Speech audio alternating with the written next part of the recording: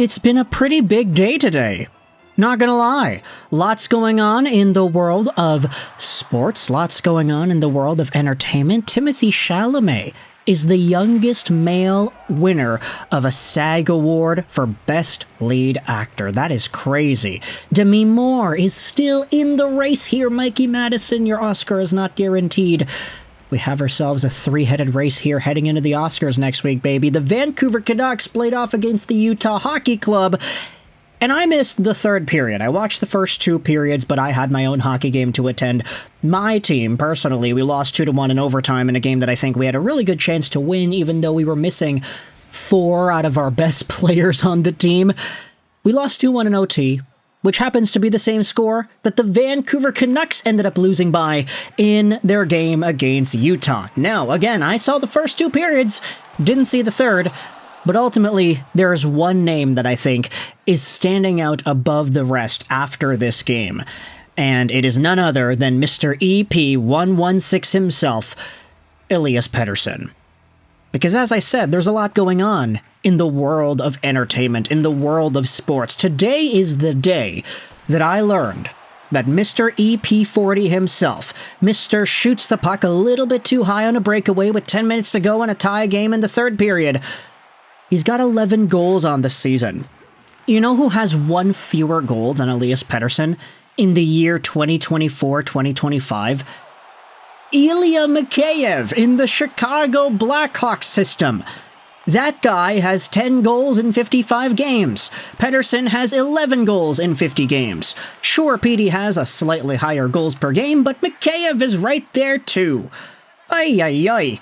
If that doesn't go to show you just the shooting capability, the goal-scoring capability, the lethality that Elias Pettersson plays with when the puck is on his stick, I don't know what will.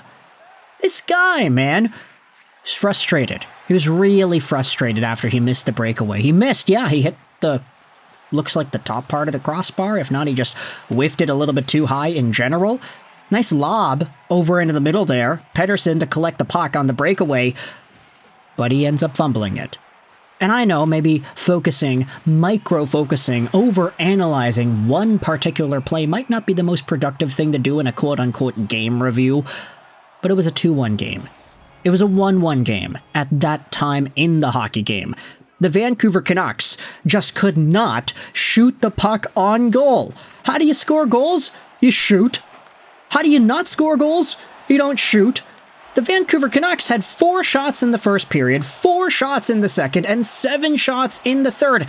They had so few shots, and even more penalties, it seemed like. Okay, they only had 4 penalties they took, but still, inopportune times, not capitalizing on their opportunities. Vancouver had 4 power plays themselves. They scored 1 power play goal. It was Jake DeBrusk in the second period. Really nice pass from Elias Pettersson, cross crease to Jakey D, and that's the 1-0 goal. Jake DeBrusk with his 21st goal on the season, as we had spoken about earlier in today's show. Jake DeBrusk, okay, 21 goals at this point on the year. What happened last year? Well, last year, Besser was over 30, Miller and Pettersson were both at 29, and Nils Höglander was at 17. This year, Jake DeBrusk is first with 21 now. If that doesn't show you how far back the Vancouver Canucks have gone offensively, I don't know what will. But they had a 1-0 lead in this game, and ultimately, the Utah Hockey Club are able to pull off the Edmonton Oilers anti-Arturs Silovs playbook to beat him twice. And to be fair to Silovs, 32 shots against, he made 30 saves. He was fine in this game. But you think about the goals that went in, hey, this is kind of the same formula. A long shot from the point by John Marino gets tipped in front by Logan Cooley. What was the biggest thing that Silovs struggled with at the beginning of this season and against Edmonton in the playoffs? Long shots, long drives, either with the tip or just straight up without any deflection. The guy struggles when the shots come from distance. Now, the 2-1 goal, Dylan Guenther with about 6 minutes left in the third period on the power play, was another tip in, but this one was a little bit different. It wasn't like a straight shot towards the goal that Silovs committed to. It was literally a backdoor tap-in play, a beautiful pass by Nick Schmaltz to go to the opposite side. Guenther right there on the doorstep. Neither Canucks D-man was on him. It's impossible to stop that shot if you're a goalie. Backdoor tap-in? Yeah, no. I'll pass on trying to save that.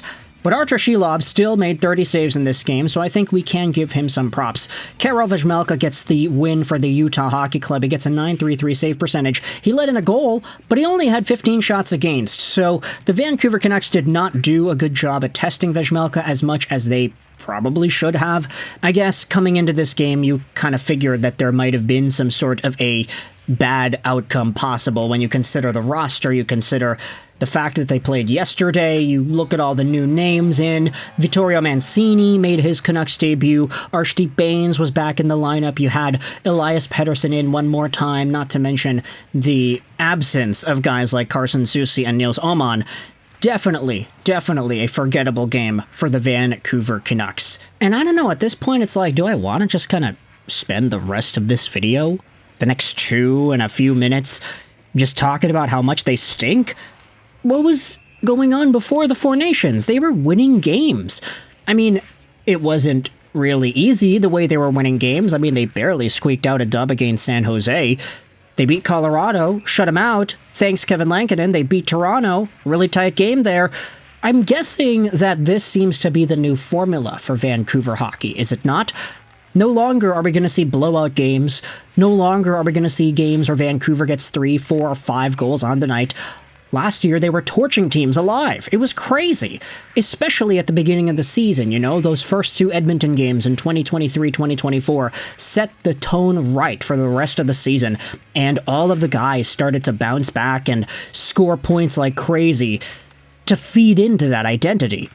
This season, though, especially without Quinn in the lineup, now with Pettersson going through this big yips stint that he's got, with this mid-roster of mid-guys, no more Miller on the team, at this point, you just kind of have to get worried, like, is Quinn Hughes going to want to stick around for this? I mean, he's watching the team, right? This is his team. He's the captain of this squad. He is out. You look at the effort that they deliver when he is not on the ice. Is there even any effort? I don't know. Like, Jake DeBrusk gets a goal. Pettersson has a nice pass. Great. Pettersson doesn't do much other than that. He has a breakaway. He misses the net. This guy, I think, Mr. 11.6, patience is really running thin in this fan base as to what I think we're really tolerant of. Now, don't get me wrong, like, I think it was Rick Dhaliwal, like Rick Dhaliwal said, if it's not Dhaliwal, then somebody correct me, like Dhaliwal said, there are some people on Twitter whose 9-to-5 jobs are to defend Elias Pettersson on the internet. And I get it. It comes from a place of love. It comes from a place of belief. You're more optimistic than I could ever be. But when I'm watching this guy, I just don't know if I see an $11.6 million player in him anymore. He's fine. He's an okay player. But based off of what he used to be, even just last year when he had a down season and he still had 89 points, I don't know what else we can be expecting here, man. Ilya Mikheyev has 1 fewer goal than him. Let me know your thoughts in the comment section below about the Canucks' 2-1 loss to the Utah Hockey Club. Any other notes that you think we should be talking about? I mean, leave them in the comment section below. I gotta go out there and finish watching The Brutalist to see what Timothée Chalamet ended up beating this year at the SAG Awards. Thoughts in the comments below. I hope you enjoyed this video. 99. And bye.